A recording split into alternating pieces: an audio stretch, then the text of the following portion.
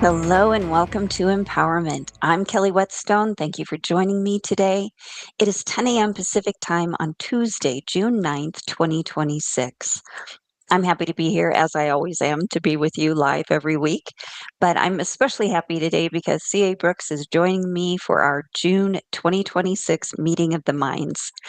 We do this usually every second Tuesday, unless somebody's schedule gets kind of out of whack. But it's a show I always look forward to because we have a good discussion. And if you would like to be part of it, we are live on 12radio.com and streaming live on YouTube. You can go to 12radio.com and click chat for the chat room there. And then the YouTube link is posted under my banner. Or you can subscribe to my channel. It's www.youtube.com/@ Kelly W1850. And it's Empowerment with Kelly Whetstone over on YouTube. Well, as I said, I always look forward to our show with my show with CA. And we do really like to talk. we both we both have Mercury in Aries, so we really like to talk and we can really get going. So we may or may not have time for readings today. We'll see how the conversation goes. But if you would like a reading, you can find both of us on 12listen.com. I'm available every day, usually later morning Pacific into the evening. If you stop by and don't see me, or if I happen to be busy, just schedule a call, put in a callback request, and I'll be notified immediately, and I'll get back to you as soon as I can. Friday is 1-2 day. That's our favorite day of the month. At 12 Listen, we have random reduced rates on calls and chats all day long. We also have special pricing on time-based sessions and other services. I'll be online about 11 o'clock Pacific time into the evening. 11 a.m. Pacific time into the evening, and I would love to talk to you. We also have reduced rates on calls and chats a few times a week, typically Wednesday, Friday, and Sunday, and then other days, other random days, astrological things. But if you would like to be notified of our specials, go to 12listen.com and sign up for 12 promotions. And that just means you leave your email address, and then you never miss anything. And Mark sends out the best postcards. I know I say that every week, but he really does. And I just want to thank you again for being here today, and thank you for listening. I always blast through my announcements when CA is here because I want to get to our conversation. But 12 Radio, there's programming 24/7, and you can find archives of all of the shows from all of the hosts on 12 Radio in the on-demand section at 12radio.com. It's a great source of inspiration, information, and support, so I do encourage you to take advantage. And I want to say thanks to Serena for producing the show today and for all she does for me and us on 12 Radio. So I'm going to take a breath here because I'm talking too fast and not breathing. That'd be great if you just hear a big thud. That's me. I passed out. Sip of peppermint tea. Okay, as you know, as I've just said, I'm always glad to have CA on the show with me. If you are unfamiliar with CA Brooks, she is a 12 Listen advisor, a clairvoyant astrologer, animal communicator, an avid student of A Course in Miracles, among other things. She writes the Week Ahead section of the Power Peak, Mark Hesson's weekly newsletter, and she hosts Everyday Astrology here on 12 Radio, which immediately precedes Empowerment live every Tuesday at 9 a.m. Pacific and streams live on YouTube. She has podcasts of her Course in Miracles show available in the on-demand section at 12radio.com as well. Our Meeting of the Minds it's called that because we just get to bring everything to the table. Everything and anything. Spirituality, which is my bliss, but astrology, tarot, feng shui, stories about our families, dogs, weather, anything and everything else are just welcome. And that's the beauty of it. It's wonderful. I love my show. It's a teaching platform, but it is so much fun to, throw out an idea, something that's been tapping me on the shoulder, talk about it for a minute, and then turn it over and see what CA has to offer, what she has to say about it, what it stirs up in her. So it's a lovely communication. We have a great agreement, and I'm just these shows are just the best. And today, speaking of topic, I don't know if it's really a topic or just some things that are rolling around in my head that I want to talk to CA about. So, so here goes. Empaths, empathy, being empathic. That's the basis of this. That's like the foundation of this. And this is what I teach. When I teach my You Empowered or the Empowered Intuitive classes, that's exactly what I teach. And I talk about it all the time. If you are empathic, you feel other people's feelings. That's what an empath is. Positively speaking, it can make us more compassionate and caring. Negatively speaking, it can feel like you have to do something about other people's problems, other people's sufferings. And because if they feel better, you will feel better. Again, you're feeling them, which makes you want to do something about that. If they ask for your help, give it. If they don't, and you're determined to help anyway, you are completely out of bounds and infringing on their evolution. We grow and realize who we are by overcoming adversity.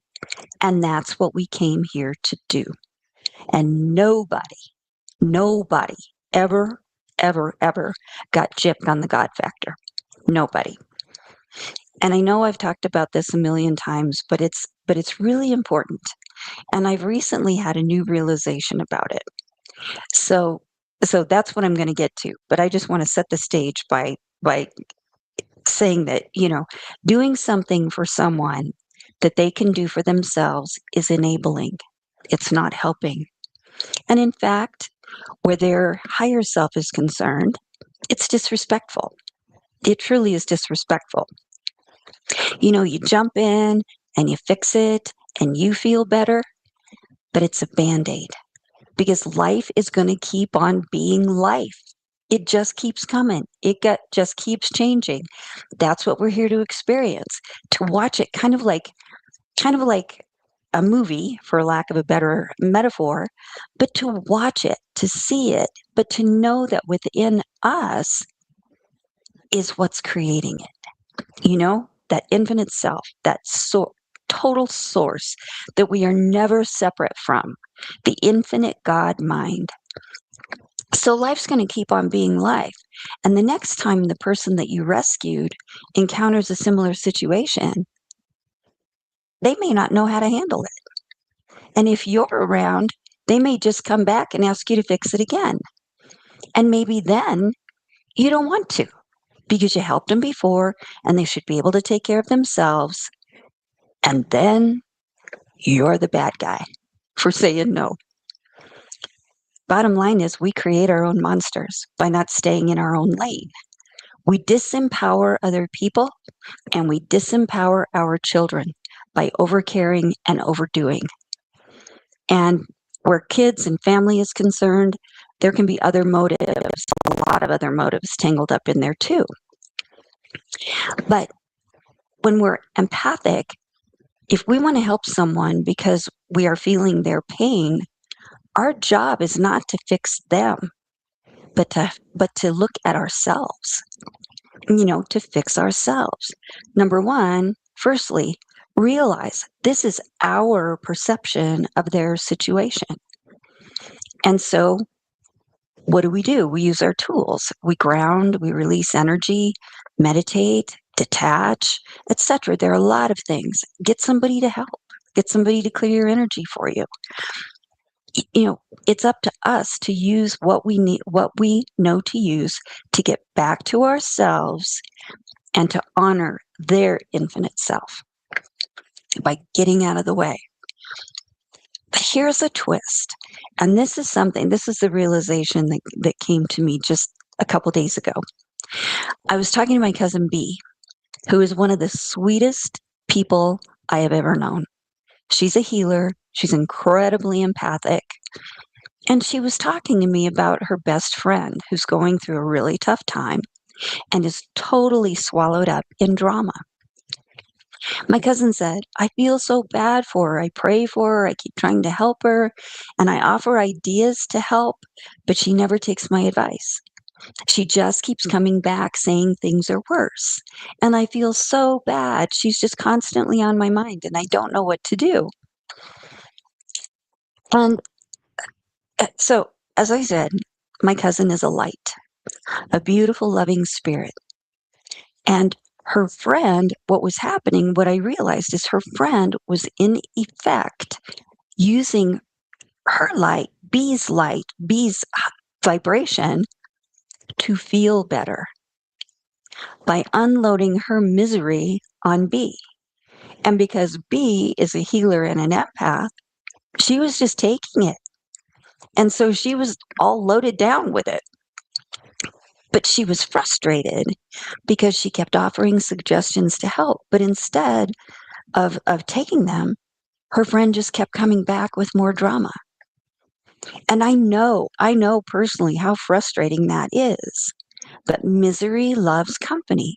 Someone complaining, someone's complaining, and you offer a solution and they say, I don't want to do that. They don't want to fix it. They want agreement. They want you to commiserate because then their misery is validated. Don't do it. Don't do it. If you want to help someone, you cannot match their vibration. You cannot, you can't. You have to have your own vibration, which is outside of that. And included in your vibration has to be some neutrality because you can't jump into someone else's problem and help them with that problem.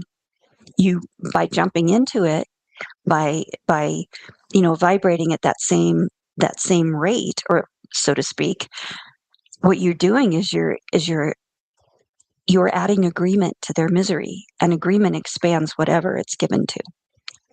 It just does. And then, again, here you are, you've got all their stuff glommed onto you, and you got to get rid of it because it's become it's in your space. It's become part of your space.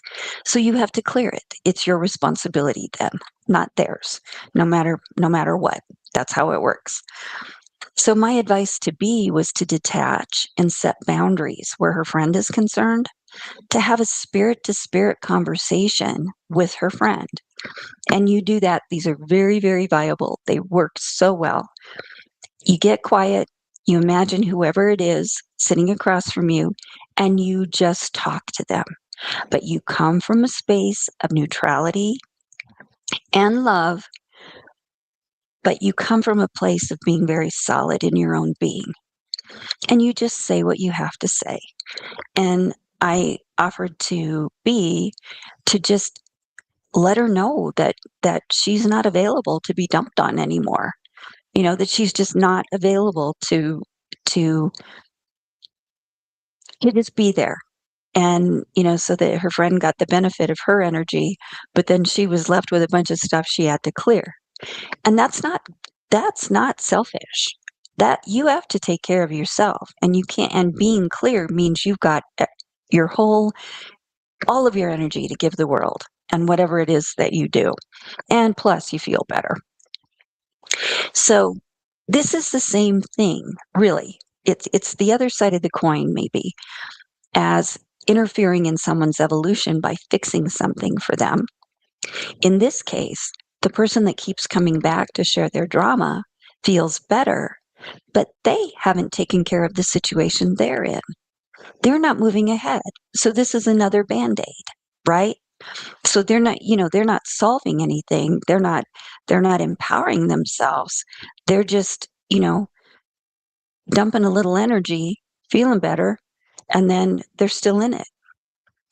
So, really and truly, I do believe this. Everything that happens in our lives, in our experience, is for us. FOR capital us. Good, bad, or indifferent. It's for our growth if, capital IF, if we use it. If we use it, it's all an inside job. It's everything that we're seeing, everything that we're experiencing, our friends, everybody that comes into our lives, everything and everyone is showing us ourselves. So if we want things to be different, we can only change us. We can only change us.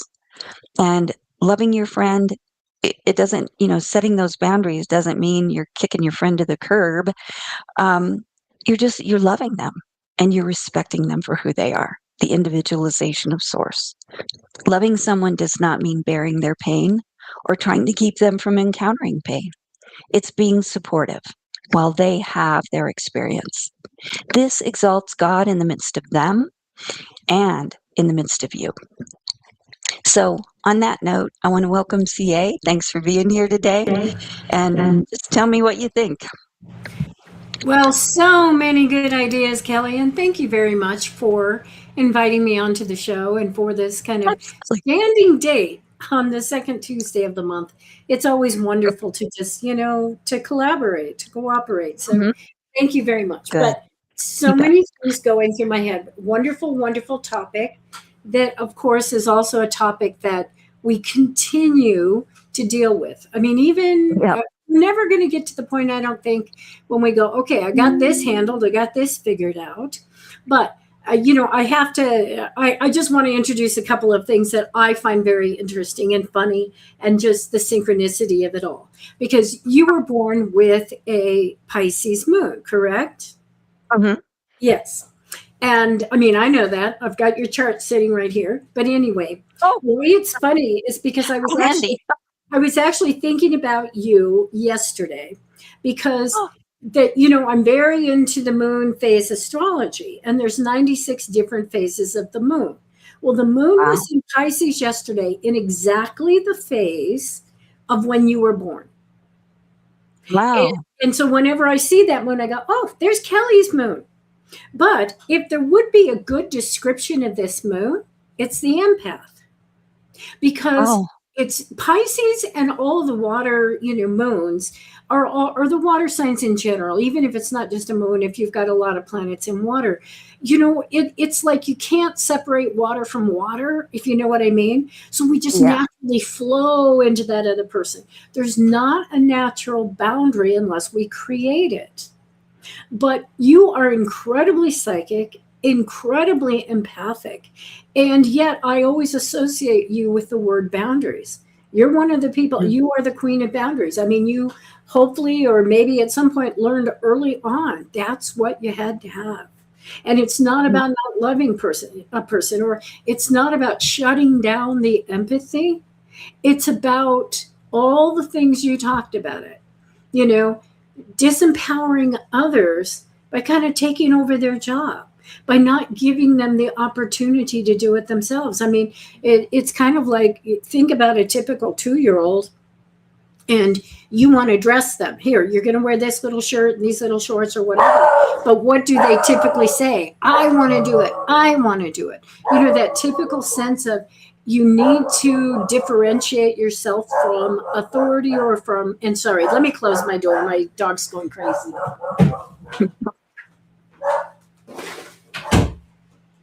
Lord knows, a car on the street. Can't have that, Kelly. He's just doing his job. My mom used to say a gnat hit the window and Grace went crazy. Well, and it's so funny. He's just doing his job, so I don't want to yell at him. But in any case, this idea that we disempower other people because we're taking over what they should do. And yet what you're talking about, I think, is very, I don't want to use the word serious, but knowing where we are empathic. Now, some people are naturally compassionate and caring, but they may or may not be empathic. And I think on the point of, being psychic or being intuitive, sometimes we just know, oh my God, this energy just flows into me. You walk into the room and you become like that psychic sponge. I'm just taking on other people's energy. So if you are that kind of person, it's so important to know that. And it's so important then to have some tools to be able to deal with it. But truly, it's just funny that you'd be talking about it today when literally that's what the moon was doing yesterday. It was in your sign, which, like I said, is a natural empath. When it's in, like the last part of the lunar cycle and it's in Pisces, we just become that natural person of, caring and compassion and everything that you said. But there were other things that were going through my mind too. And partially what I want to say, I said before, which is there's no easy fix for that either. It's a continuing thing. It's kind of like thinking, oh, I'm going to take a breath and I'm not going to need another one. Or I'm going to eat breakfast and then I don't have to eat again. Or I slept last night. Why would I ever need to sleep again? This kind of issue, I think, is something that, especially when you are that very sensitive, receptive person, then you work with it every single moment. And trust yourself. Sometimes you'll do a good job, sometimes you won't, and just go, yep, that I needed stronger boundaries there, and just continue to find those tools that work well. I remember one book I had read one time. The woman had suggested that you just continually see yourself like with a red rose or some kind of flower right in front of you. And that is your boundary, is this beautiful smelling looking rose. But when it gets battered by somebody else's issues, and you're using it kind of as a defense, then you go, okay, thank you, Rose. And you create a brand new one right away. And I liked that kind of thinking, because it wasn't like, oh, that person's toxic, I'm going to keep them away from me. There wasn't any negativity associated with it, but it was just simply that I continue to renew my boundaries. They look good to other people. They smell good to other people. Same with me. But you know what? They can only take so much, and then I need to just refresh. So, I would offer that idea too. But oh my God, I mean, actually, there were just so many things going through my mind. I feel like I'm just like blah blah blah. But the other thing that came to mind was when I was in college. Well, I'm the oldest daughter in a family of 10 children. I had an older brother, but so I'm the chronic older sister. That's who I am. And whether you want to look at the Enneagram and say, oh, she's a number 1, or you want to look at my astrology chart and say, oh, look at all the Aries, I'm a Pisces sun too. And so I am forever the older sister. And so even when I went to college, I became an advisor in the dorm.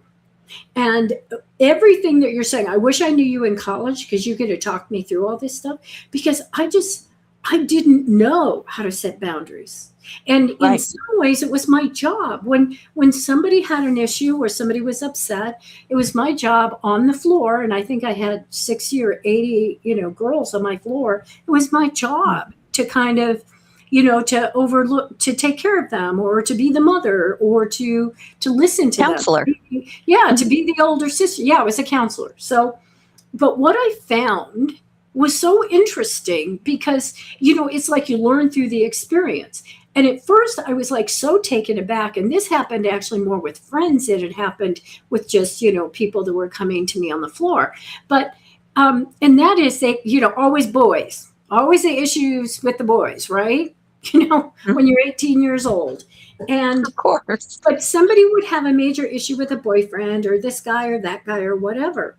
And I'd talk them through it, or let them, stay with me, or whatever it was. But as soon as they were over it or felt okay, they didn't want me in their life. Yeah. And especially when that was a friend, I'm like, we've been friends for years. And now what's going on? And I realized what was going on. Two things. Yep. One, I probably had disempowered them by not letting them stand up and solve some of their own problems. But the other issue is that when a person has gone through something like that, like they felt very vulnerable, then the last person they want in their life is the one who reminds them of that period. Right. That's how I interpret it. Because they didn't want me in there, because were they afraid I was going to say something in front of other people like, oh yeah, remember how bad that was? But it was just like, I would say I lost several friendships, or that's how it felt. And Mhm. of course, I quickly started realizing, not quickly, no, in fact, it wasn't quick at all. I finally realized those people were not your friends. They weren't friends. They weren't offering friendship. They wanted help. And once they got Mhm. the help they thought they needed, they were gone. And Mhm. I confused it like, hey, we're good friends. And Mm. to this day, that is such an important thing in my life, Kelly, that because and there again, I think it's the empathy thing. I think it's like, oh, I meet somebody and go, oh, we're really two of a kind and we're going to be friends. But if I really look at what's going on in the relationship, they're always asking for something. Mhm. And Mhm. when I finally realized that they're always asking for something they're not offering, and then I can choose how much I want to give. But I really say to myself, don't get confused. This person is not offering friendship. So I think that's another piece of it that is really helpful to understand is that yeah, we can be there as comfort. And the more when we have good boundaries or when we just work through it. And by the way, it's not a matter, and you know this. I know I'm just talking to the choir here, but it's not a matter of thinking I've got something superior they don't have. It's just a matter of letting them talk things out, because in fact that's the other piece I was going to say. More often than not, if I let somebody just talk out what they're upset about, they come up to their own solution. I don't have Exactly. to give them a solution. It's a They know release it. of that energy. They Mhm. know it. They've talked through it, they've worked through it, and they're like, yeah. So sometimes I think it's not a matter of really fixing somebody, and figuring out a solution for them. It's giving them a safe space as a sounding board, or to let them figure it out for themselves. Right. Right. Yeah. Well, and it was interesting. I just want to say this before I forget. When you were talking about the rose tool Uh-huh. that you read about, that's in my education. Another way to hold your space, your energy, is to bring your aura in arm's Uh-huh. length and just put a beautiful colored bubble around it. But then put roses. I call them guardian roses. Oh, They were called protection roses in my in my education. But I figure if you think you need protection from something, something's going to show up that you need protection from. well, right, right. So I don't particularly like the word protection, but I love guardian rose. And you just put one in front, behind, left, right, above, and below your bubble, and you ground them to the center of the earth. And they do that. They Hmm. ground out energy before it even gets to you. And they're just beautiful, graceful beings. So, yeah, that's a great tool. That's a really great tool. Yeah, I wish I could remember who said that, but sorry, I don't. You know, Hmm. it Mhm. was a book that I had forever, and it was mostly on chakras. Um, Oh, but I think it's one of those books that eventually I passed it on to somebody else. yeah, Well, yeah. and also going back to that word protection, you're right. I love boundaries versus defenses. I mean, Mhm. the minute you think Mhm. you need to be protected, you need to be defended from something, then you're creating an us them situation, which never Right. really feels okay. I agree. And Mhm. that's why too I've steered clear. Every once in a while I still use it, but I steer clear of talking about situations or people as being toxic.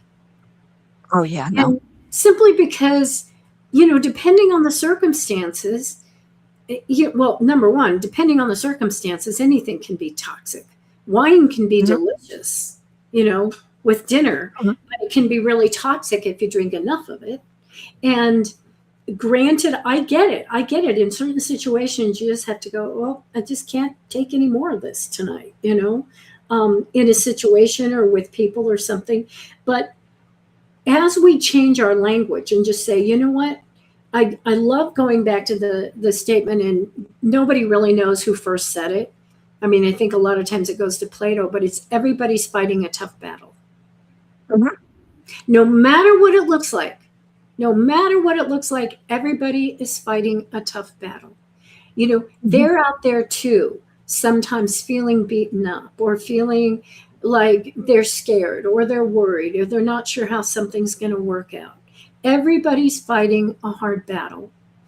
So, and here again, bringing it to A Course in Miracles and other philosophies, if there's only two emotions, fear and love, then somebody is always, no matter what their behavior is, they're either offering you love or they're asking for love.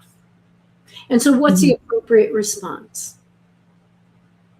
It's always going to be the same, to give love, whether somebody's offering it or asking for it. And just even changing your mind and going, you know what that person is really doing? I hear, they're flailing all over, or, doing this, that, and the other thing. But all they're really doing is asking you for love. Tell me everything's going to be okay. Tell me that I'm okay, that this is okay, that I don't need to be afraid. And when we can change that in our own heads, it's so incredibly helpful, I think. Right. That's good. I like that. But they're not broken. Good. They're not any more broken than we are. We're just, nobody is. Everybody's just doing their thing. Yeah. Really. Yeah. We're all just, swimming through this psychic sea, this universal consciousness that contains everybody's feelings and emotions that's ever been on the planet. Yeah. And that's what we're influenced by. And of course, our families and the way we were raised and our experiences, of course, but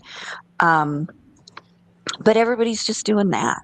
And everybody is just who they are.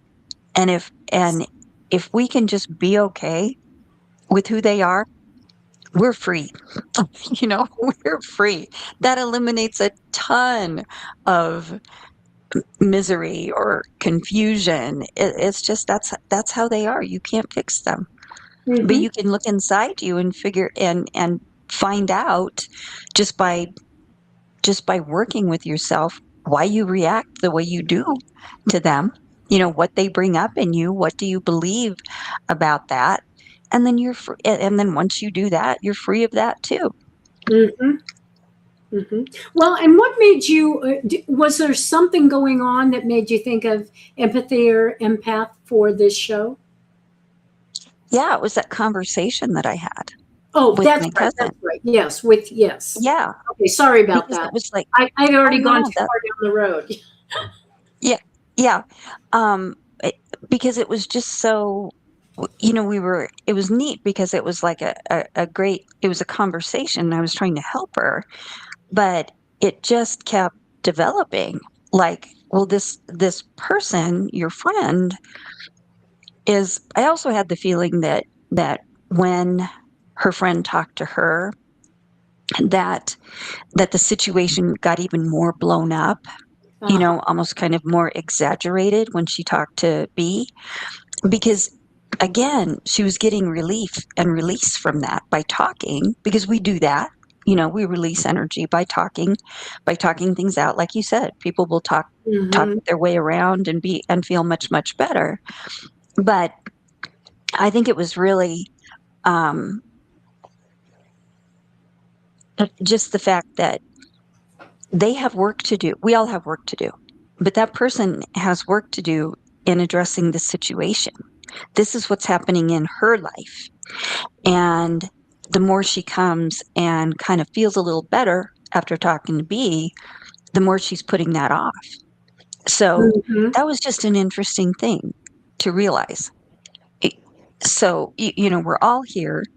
Everybody's here to experience life. That's it. Period. And, either we accept what's going on or we suffer because we want it to be different. I mean, I think that's it. Accept or suffer. And suffer is a big word, but I like that word because we do. And we are, we're always responsible for our own suffering because we can make a different choice. We can choose not to suffer by looking at whatever it is that's making us miserable. And it may take a few days. It may take revisiting a meditation or an exercise or a releasing. It's not always instant, but it's worth the work because it makes space in your space. And that's what you need to feel good, to be who you are, and to give what you have to give. to the rest of your world, and most of all to yourself. We all want to feel good. We want to be at the top of our game. So that was just a really interesting thing. Talk about, it's kind of like was a little exercise in avoiding. Maybe she hoped that the situation would be better after she let go of that energy, but it wasn't going to be. It needed to be addressed. Yeah.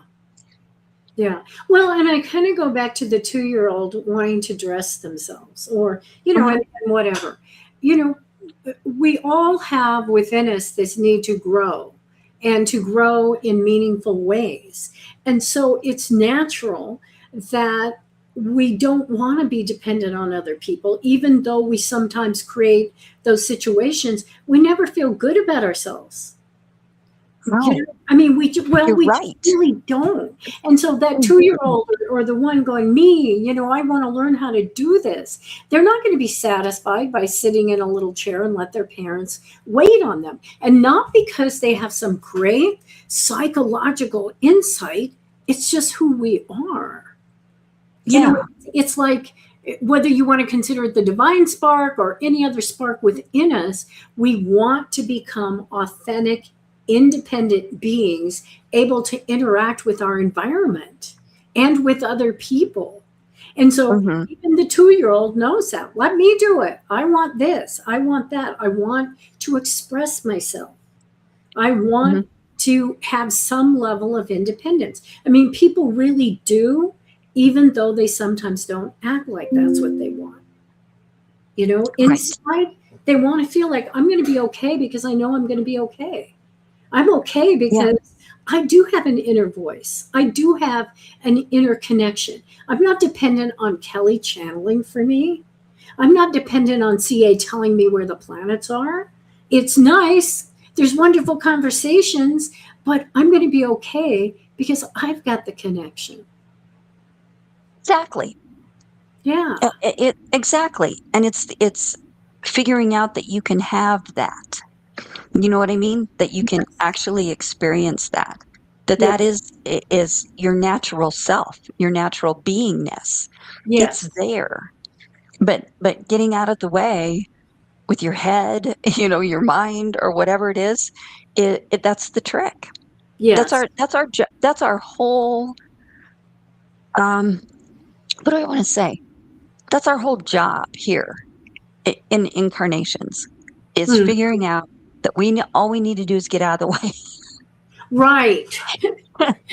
Right. And let that infinite God self take over.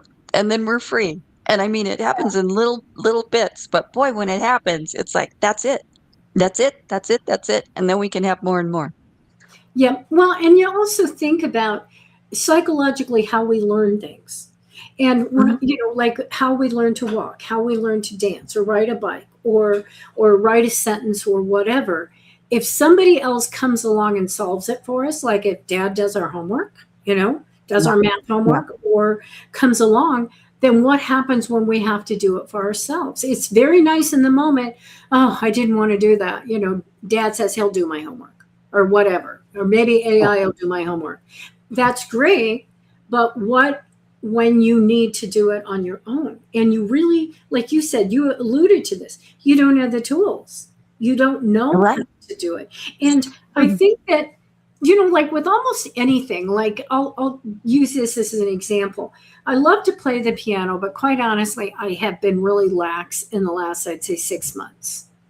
And I've let a lot of other things push it out of the way.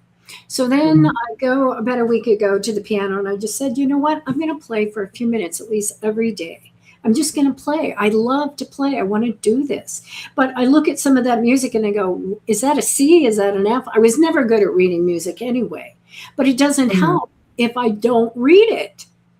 It's not going to magically by osmosis. I'm not going to learn how to read music. And so I go to these pieces that I've been able to play and I'm just struggling through them like a beginner.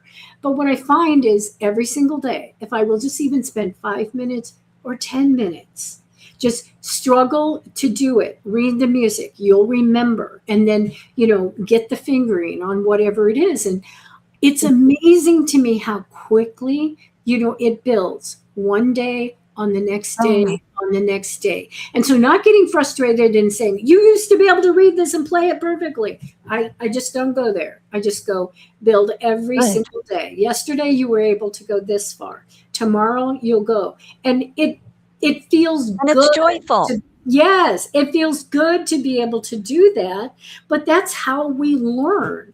And so when you take that away from somebody, whenever you take away, even though it looks like you're doing a good thing, okay, let me do that for you. When you do it, then you don't get that joy. You don't get that satisfaction because somebody else did it. You know, you Yeah. just, and once again, whether it's human nature or divinity nature, whatever, you know, that building upon success is something that we have to do for ourselves. And Mhm. yet, you know, I mean, I'm kind of thinking of a number of situations that I have been familiar with in my life. And specifically, like, well, I don't know, just you want to help a person out and they seem really in need of help. But then you help them only to find out the next time they fall down. And I'll give the example. I know somebody who has had a desperate problem with alcohol. Mhm. Well, she has wrecked 5 cars. Oh, And oh, she has bought maybe only one of them because what would happen is she, you know, and I mean, I think she's got 6 DUIs. I mean, it's a chronic problem. holy cow. Wow. Yeah, Wow. holy cow. But that's the thing. Everybody goes, "Oh no, no, no, you know, we have to save her. She can't go to jail or we need to give her a car. You can't make it in the world without a car." I think people have given her cars 4 times. Wow. Different family members, friends, whatever go, "Oh yeah, we got to help her out. She can't be without a car." Well, now, like I said, it's either 5 or 6 that she's totaled. Wow. And Wow. I just want to go back and look at those people because actually, from the very beginning, I mean, and I'm not, it's not an I told you so. This, by the way, Kelly, comes to me through experience. You know, it Mhm. just comes through experience. And I go, if you give her, if she does not work to figure out how to buy another car, she has no investment in the car. That's true too. I mean, I Right. think that's true for a Right. lot of things in our lives. We don't have the Absolutely. investment in it. Well, so what has happened? And each time the person is just flabbergasted, like, oh my God, I can't believe she wrecked that car I gave her. Well, somebody else just, I mean, I really had to look at her chart and figure out how she has that karma that people keep giving her cars. You know, because somebody will give her Well, another I'm car. trying to figure out how she could still be able to drive. I mean, Oh, me too. Me too. I don't know how Well, she has a license. well, me too. Me too. And in truth, she actually did go to jail for a while on one of the DUIs. But there again, she gets out and then it's almost like it's wiped clean. You know? I don't know, Wow. Kelly, but the point to me is how many times do you have to go through this experience and say, you're not helping her? Giving her the Right. car does not help her. And yet, you know, I hear people say, oh, but you know what? She can't be walking to the grocery store. You know, she needs. And it's like, yeah, but it's not important enough to her to figure out how to make No. that happen. Right. You know, Right. and There's I Instacart. get They it. deliver It's groceries. yeah, what yeah, but I just think I'll bet you there are people in the audience that really relate because obviously we are a society that in some ways is plagued by addiction. And Mm. you know, and of course with alcohol, it's so socially acceptable, but there again, there's a fine line between when it really is addictive or it's ruining our lives and we just don't even know it. But so a Yeah. lot of people, they've either struggled with it themselves or they've struggled with family members or struggled with friends. But I do think it's one of the hardest things in the world because when a person Mhm. is that low or there again, you know, they don't have a car, they don't have a job, they've been, you know, they've been fired or whatever happens. And you're like, you can't just leave them. You just can't leave them. But by not letting her figure it out, Mhm. she has literally lived decades without ever figuring it out. Right. That Well, particular and person. in And And Yeah. yeah, I'm at wit's end. It's like, okay, I don't know. I mean, it is good for me because I can honestly say, I don't know. I don't know what the answer is. I can't fix it, you know? No, and it's nobody's job but hers to fix. Right. I mean, that's and you people are pretty industrious if they're left to it. Absolutely. See, that's exactly. I'm glad you said that too. It's amazing how people come up with solutions when nobody steps up to do it for Yeah. When you have to, you have to. them. And they do and the thing too is when you have to, then you're in a space of allowing it to come in. You Yeah. know what I mean? The ideas, the creative ideas or whatever it is. But if everything is just you just assume you're going to be taken care of because you have been all along, what's the motivation? None. Yes. Well, and the industriousness. That's the other thing, the creativity and industrious. I'm kind of smiling because I remember years and years ago, a coworker of mine, her mother, who was actually aging, but her mother was struggling with alcohol addiction. And so my friend, being very, very, she was really trying to do the best thing possible. She rented her mother a place in the mountains where she was in somewhat, isolated, but close enough to my friend. But my friend was like, oh, now she can't get the alcohol. I will take her to the store. This is all going to work out beautifully. Well, guess what? Her mom figured Sure. out how to order it in, Sure. and she's like, I went to her house and I took out her trash and there's all these like gallons of vodka. I'm like, and by the way, this was pre-COVID. I mean, this was years ago. So she was just astonished. How did she get it? I go, she probably ordered it to be delivered. And it's like people are incredibly industrious and creative when they're going after what they want. And I mean, I could tell you a lot more stories because the pattern just continued no matter what my friend did. I think she even visited some of the liquor stores and said, do not sell to this person or whatever. She did all these things, always trying to interfere with the process of her mother getting alcohol. And she never succeeded because her mother always found a solution around it. Always. Oh, that's funny. And in a sense, it's not funny at all. But it's like, let her be industrious. You are not. You're not going to interfere with the process. You can talk to her. You can love her as much as you can. I didn't know what to tell her. Yeah. Well, you can't. You can't. And anytime addiction comes up, like in this conversation, I think of Stuart Wilde and one of his seminars that he was giving, and this woman said, "Well, I want to get my husband to stop smoking," and he said, "Listen, the minute it's more important for your husband to be a non-smoker than a smoker, he'll quit." Yeah, and that's true for anything. Yeah, absolutely. Well, and I realize we're getting close to the end of the time, and I do want to say a quote by Leo Tolstoy. I've been looking at him recently, mostly because he has Venus in Leo, which Venus is moving into Leo. But one of his quotes that I absolutely love is, everyone thinks of changing the world, but no one thinks of changing himself. Mm-hmm.